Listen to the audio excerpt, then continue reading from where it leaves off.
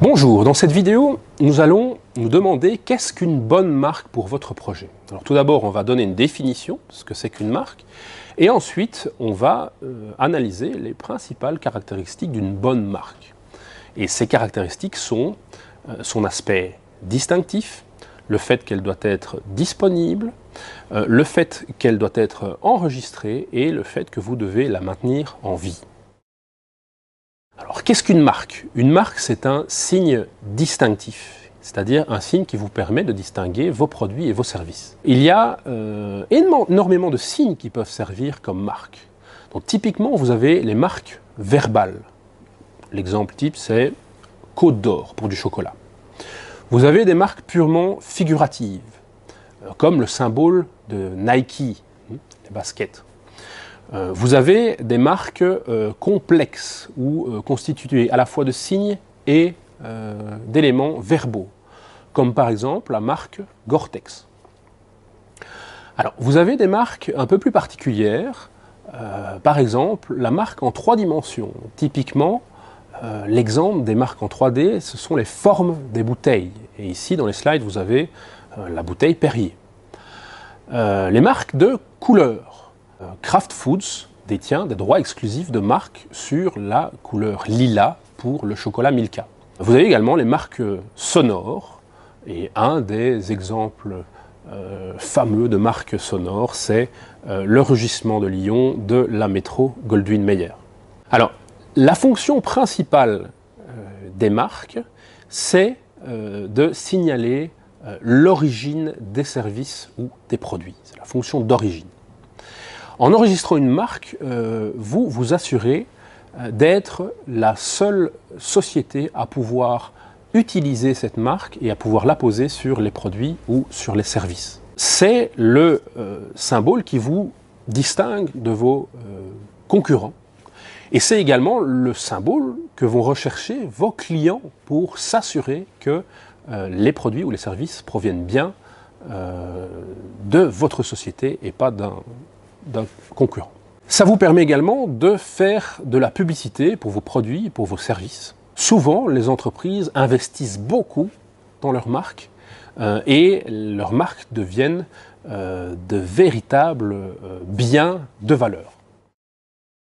L'une des caractéristiques principales d'une bonne marque, c'est son aspect distinctif. Une marque doit avoir les capacités de distinguer un produit ou un service d'un autre produit ou d'un autre service. Sans quoi, le signe n'est pas à même d'être enregistré comme marque. A contrario, une marque ne peut pas décrire le produit. Vous n'arriverez jamais à obtenir une marque, par exemple pomme, si vous vendez des pommes. Par contre, Apple en anglais, où le symbole de la pomme d'Apple est un très bon exemple d'une marque forte et tout à fait valide lorsqu'il s'agit d'ordinateurs ou de services informatiques. Alors, la distinctivité de la marque fait également sa force. Plus une marque est distinctive, plus elle est forte. On peut établir comme ça une échelle de force entre différentes catégories de signes. Tout au bas de l'échelle, on a les signes purement génériques, les mots purement génériques. Comme il a déjà été expliqué, vous ne pourrez jamais déposer pomme si vous vendez des pommes, vous ne pourrez jamais déposer banane si vous vendez des bananes. Ça, ce sont les mots génériques.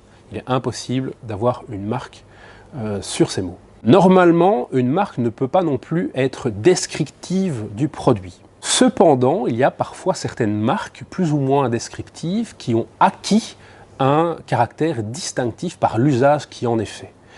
Un bon exemple, par exemple, en Belgique, c'est la marque Quick. En effet, pour un fast-food, la rapidité est une caractéristique du service. Néanmoins, Quick, par un usage constant comme signe distinctif du terme, a réussi à obtenir des droits de marque sur le terme Quick pour des fast-foods. Puis on passe aux marques suggestives. Elles ne décrivent pas le service ou le produit, mais néanmoins, elles reposent sur des mots qui font allusion au produit ou au service. Un bon exemple, ce serait par exemple Microsoft. Microsoft est composé de micro et de soft. Micro qui fait référence au microprocesseur et soft comme software. logiciel.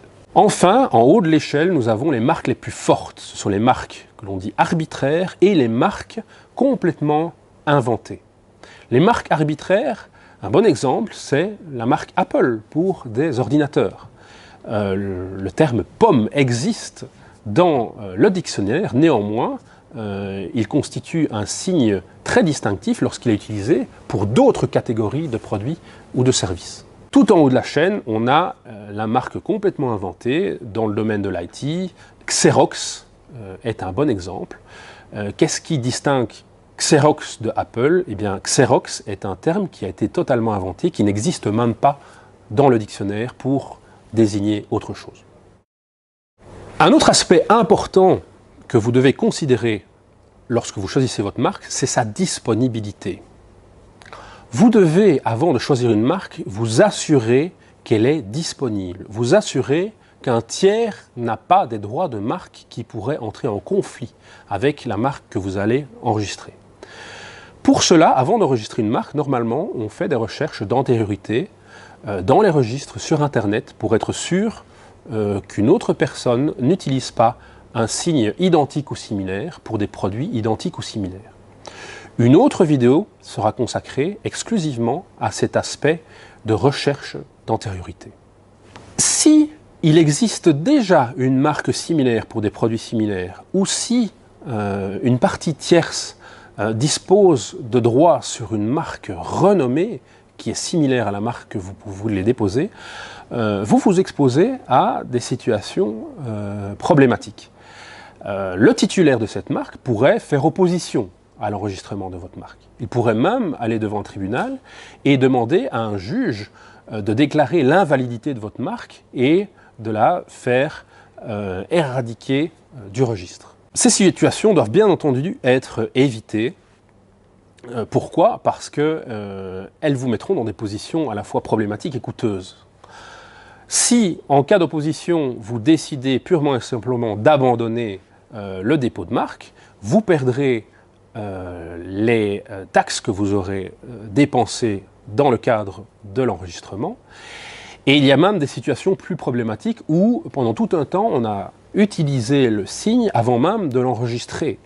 Et lorsque vous abandonnez l'enregistrement de la marque et qu'un tiers se manifeste en disant qu'il a des droits antérieurs aux vôtres, vous perdrez également tous les investissements que vous aurez faits dans le signe et dans son usage, puisque vous devrez changer de marque. Si au contraire vous décidez de défendre votre marque, alors à ce moment-là, vous vous engagerez dans des procédures qui seront plus ou moins coûteuses, et toujours avec le risque résiduel d'une annulation si vous perdez ces procédures.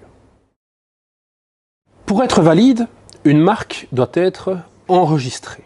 L'enregistrement est un élément clé des marques. Sans enregistrement, vous n'avez pas de droit de marque. Alors lorsque vous enregistrez une marque, vous devez également déclarer dans quelle classe de produits ou de services vous voulez protéger votre marque. Par ailleurs, vous devez également réfléchir aux zones géographiques que vous voulez protéger. Donc, en effet, les droits de marque, ce sont des droits qui sont liés soit à des pays, soit à des zones géographiques. Et donc, vous devrez réfléchir aux endroits où vous voulez protéger votre marque et faire des enregistrements en conséquence. Par exemple, en Belgique, plusieurs choix s'offrent à vous. Vous pouvez déposer une marque Benelux, et dans ce cas, la marque sera bon marché, car effectivement les taxes ne s'élèvent normalement qu'à 240 € pour une marque simple, mais vous ne serez protégé que sur le territoire de Benelux. Si vous voulez viser l'entièreté de l'Union européenne, dans ce cas-là, vous devrez opter pour la marque européenne, anciennement appelée marque communautaire.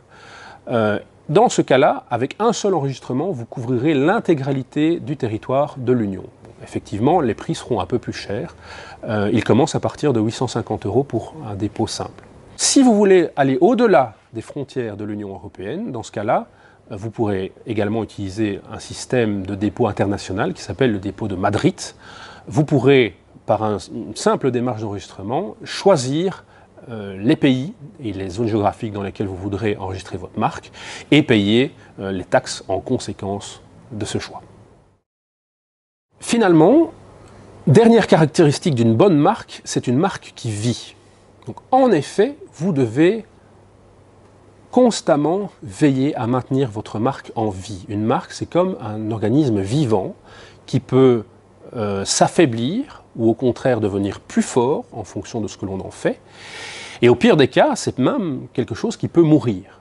Donc, en effet, vous devez constamment contrôler ce qu'il se passe avec votre marque et entre autres en faire un bon usage, mais également vérifier à ce que font les tiers avec votre marque pour vous assurer que personne n'est en train de faire des usages qui pourraient diluer vos droits de marque. Une marque peut mourir si, par exemple, vous ne l'utilisez pas pendant plus de 5 ans. Il faut également faire attention au fait qu'une marque n'est normalement enregistrée que pour une période initiale de 10 ans, et si vous voulez continuer à être protégé, vous devrez également veiller à faire les renouvellements qui s'imposent. Enfin, il faut faire attention lorsque vous faites évoluer votre marque. Régulièrement, des sociétés désirent améliorer ou modifier leur marque. Alors attention dans ces cas-là.